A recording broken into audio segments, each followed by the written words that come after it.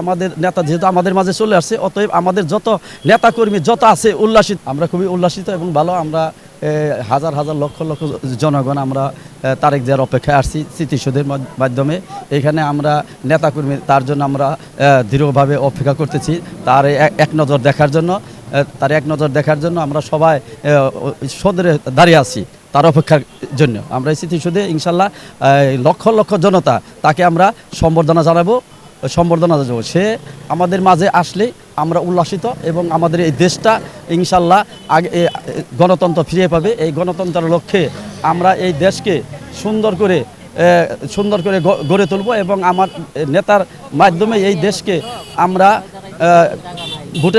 ভোটের মাধ্যমে নির্বাচিত করব এবং ইনশাল্লাহ আমাদের দল ক্ষমতায় আসবে, এইটি আমরা প্রত্যাশা করি। আমাদের নেতা যেহেতু আমাদের দেশে দীর্ঘদিন 17 বছর লন্ডন ছিল, আমাদের নেতা যেহেতু আমাদের মাঝে চলে আসছে, অতএব আমাদের যত নেতাকর্মী যত আছে উল্লাসিত। আমরা সবাই সারা বাংলাদেশের নেতাকর্মী জাতীয়তাবাদী দলের পক্ষ থেকে তাকে আমরা স্বাগতম জানাতেছি এবং এই স্মৃতিসৌধ আজকে আসবে, এই জন্য আমরা দীর্ঘভাবে অপেক্ষা করতেছি তার জন্য।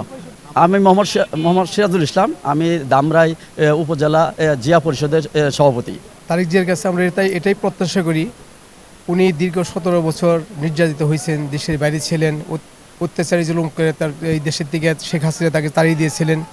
তারপরেও সেই শেখ হাসিনা এই দেশ থেকে পালিয়ে যাওয়ার পরে উনি দেশের মানুষ ওনাকে প্রত্যাবর্তন করেছেন এবং উনি যেই দেশে এসছেন, আমরা বিশ্বাস করি যে দেশ নেত্রী খালেদা জিয়া, শহীদ রাষ্ট্রপতি জিয়া রহমান এই দেশ যেভাবে পরিচালনা করেছেন তার চেয়ে অনেক ভালো এবং অনেক সুন্দরভাবে এই দেশ পরিচালনা করবেন, এটা আমাদের বিশ্বাস।